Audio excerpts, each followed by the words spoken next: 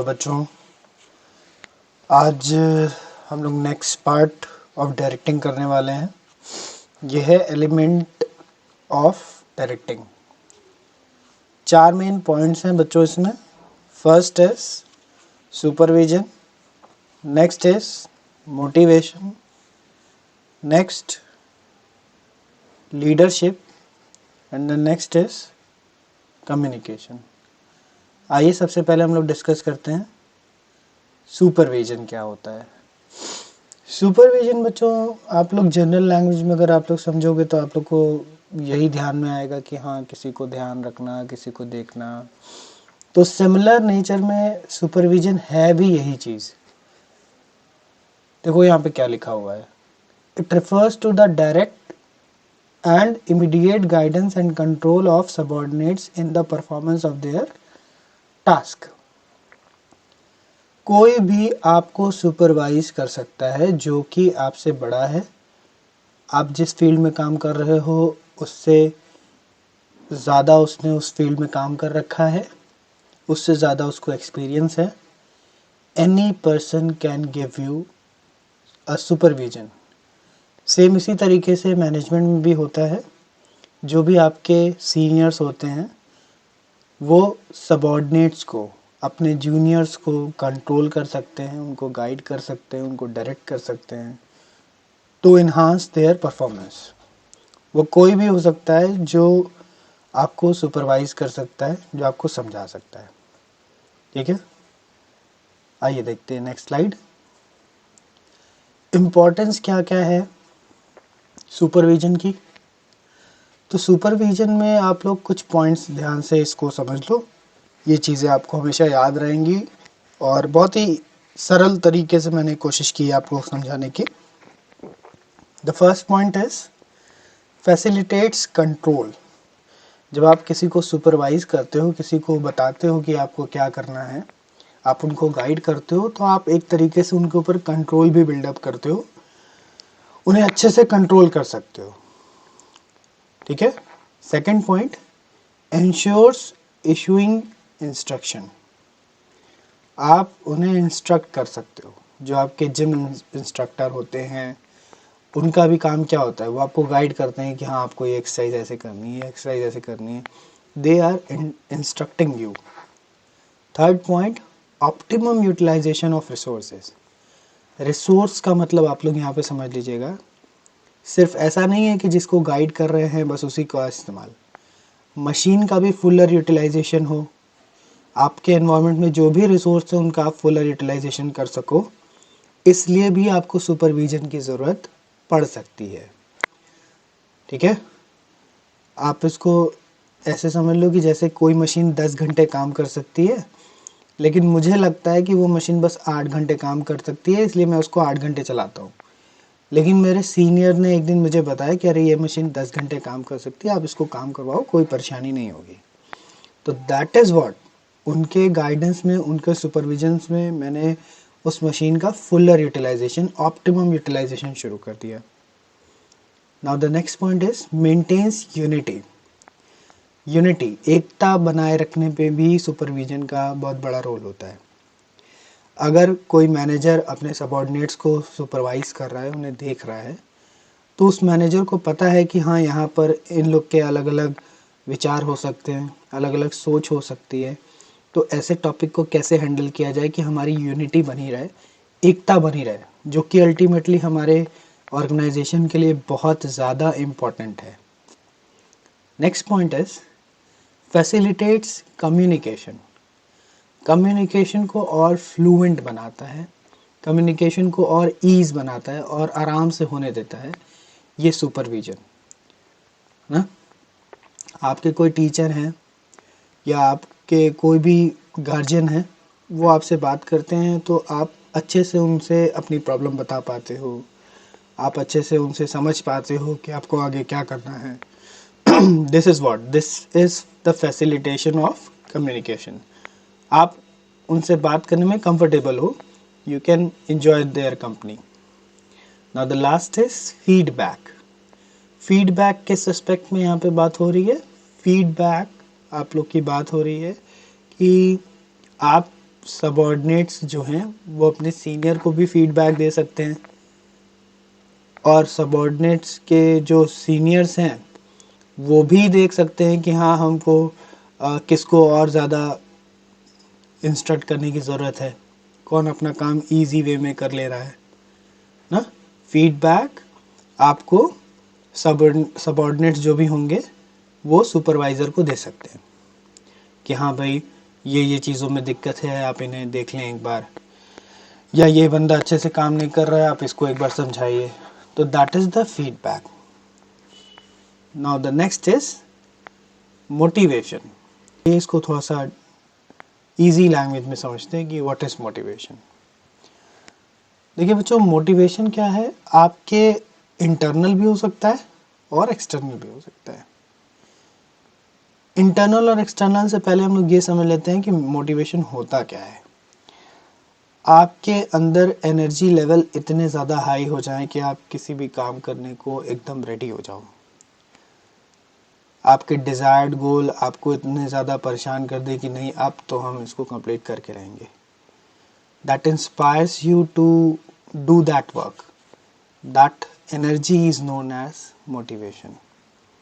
ठीक है, आपको कोई भी मोटिवेट्स कर सकता है, कोई भी आपके junior senior, negative positive motivations होते हैं, आपको कोई भी मोटिवेट कर सकता है। इट डिपेंड्स कि आपको कौन सी चीज़ से मोटिवेशन जल्दी मिलता है ना। आपने कोई सिचुएशन ऐसी देखी अपने घर में कि आपको लगा कि नहीं यार अब तो पढ़ना पड़ेगा, अब नहीं पढ़ेंगे तो बेइज्जती हो जाएगी, तो that is a negative motivation, है ना। लेकिन आपके अंदर से है कि नहीं मुझे अपने लिए करना है, मुझे करना है, तो that is a positive motivation, है ना। आपको सेल्फ एनालिसिस है, आपको सेल्फ रियलाइजेशन है कि हाँ you have to motivate yourself on a daily basis and you have to work on a daily basis. That is the positive motivation.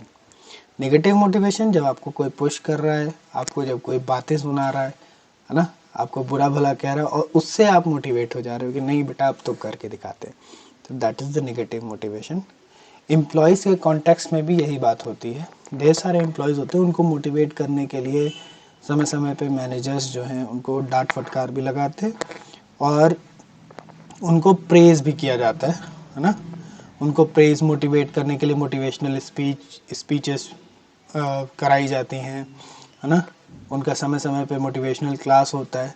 They all help the ultimate goal of environment of organisation to achieve it ना। चलिए आगे देखते हैं features of motivation क्या होता है, क्या क्या खासियत है मोटिवेशन की। The first is motivation is a psychological phenomenon.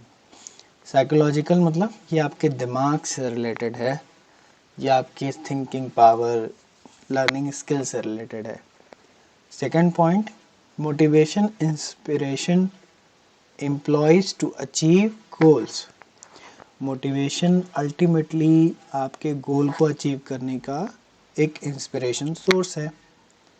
Third is motivation में बी पॉजिटिव और नेगेटिव, अभी मैंने आप लोग को कुछ देर पहले समझाया।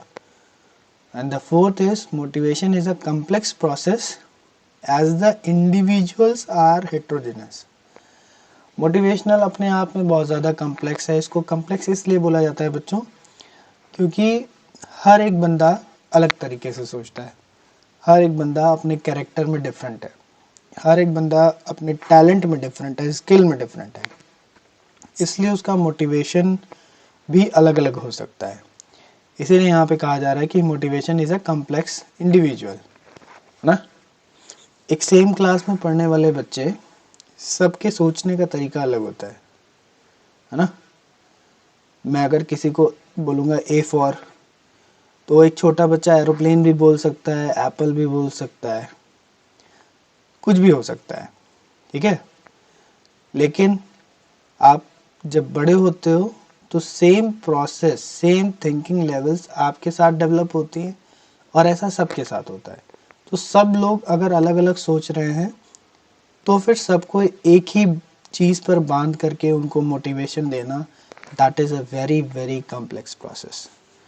ओके, चलिए next is importance of motivation.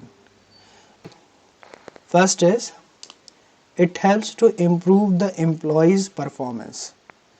Employ के परफॉर्मेंस को इम्प्रूव करने के लिए मोटिवेशनल चीज़ें की जाती हैं. Second, it helps to change the negative attitudes of employees. Third point, it helps the manager to reduce resistance. Resistance मतलब जो भी एम्प्लॉयज़ के बीच में स्ट्रेस हो जाता है जिसकी वजह से स्ट्राइक्स हो जाती हैं, लॉकआउट्स हो सकते हैं, इन सब चीज़ों को रोकने में मदद मिलती है मैनेजमेंट को अगर मैनेजर सही समय पे एम्प्लॉयज़ को मोटिवेट करता रहे. सपोज़ कि बिज़नेस किसी साल बहुत अच्छा नहीं चला और सबकी जो भी इनकम थी उसको हम लोग इंक्रीज़ नहीं करा पाए, तो एट दैट टाइम रेसिस्टेंस हो सकता है ना. वो लोग टॉप लेवल वालों को चिल्ला सकते हैं कि आप लोगों ने पॉलिसी अच्छी नहीं बनाई, टॉप लेवल वाले नीचे वालों को चिल्ला सकते हैं कि आप लोगों ने काम समय पे नहीं किया. तो ये सारे रेसिस्टेंस हो सकते हैं. इन चीज़ों को रोकने के लिए मोटिवेशनल चीज़ें की जाती हैं, एम्प्लॉयज़ को मोटिवेट किया जाता है. Now the next is Maslow need hierarchy theory. इसको आप लोग बहुत ध्यान से समझिएगा, very very important point. 5 basic levels होते हैं बच्चों. सबसे पहला बेसिक्स फिजियोलॉजिकल नीड. ये क्या होता है? रोटी कपड़ा मकान, इसको हम लोग बेसिक नीड कहते हैं. रोटी कपड़ा मकान मतलब जब कोई भी एक नॉर्मल ह्यूमन बीइंग है तो उसकी पहली चाहत होती है रोटी कपड़ा और मकान. ठीक है, रहने के लिए उसके पास घर होना चाहिए, खाने के लिए खाना होना चाहिए और कपड़े होने चाहिए पहनने के लिए. ठीक है, that is the basic need. Now the second step is safety and security needs. Safety and security needs में जब हम जाते हैं तो हम लोग देखते हैं कि जो भी एम्प्लॉय है उसको चाहिए कि भाई हमारी जॉब की थोड़ी सेफ्टी हो, थोड़ी सी उसको सेफ्टी मिल पाए related to pension fund, related to policies like LIC policies, ये सारी चीज़ें उनको मिल पाए, medical insurance, these type of things. Now the next is affiliation, belongings and social needs. जब इतनी सारी नीड्स पूरी हो जाती हैं तो फिर हमारी बात आती है कि सोशल नीड. सोशली वो अपने आप को इवॉल्व करना चाहता है, 10 लोग से मिलना चाहता है, उनमें अपनी पहचान बढ़ाना चाहता है, उनसे बातचीत करना चाहता है. तो that is the social need, belongings and affiliation ना. इसके बाद चीज़ें आती हैं एस्टीम नीड्स. एस्टीम नीड्स क्या होता है? एस्टीम नीड्स में देखते हैं कि वो अल्टीमेट पावरफुल चीज़ें करना चाहता है कि वो जितना अपने हद से ज़्यादा अचीव कर पाए, that is the esteem needs ना. वो अपने लेवल से कितनी चीज़ें अचीव कर सकता है, हाईएस्ट वो वहाँ तक जाना चाहता है, that is the esteem needs. Now the last is self actualisation need. इस नीड में क्या होता है कि आप सब कुछ अचीव कर चुके हो, जीवन में सब कुछ अचीव कर चुके हो, आपके पास घर है, खाना है, कपड़े हैं, लोग आपको जानते पहचानते हैं, सोशली भी आज बहुत एक्टिव हो, सब लोग आपको पहचानते हैं, आपके पास पावर है, पोस्ट है, पैसा है, सब कुछ है. सेल्फ एक्चुअलाइजेशन नीड में जब आते हैं लोग तो यहाँ पर वो लोग खुद को एक्चुअली में रियलाइज़ करते हैं कि नाउ व्हाट यू वांट ना.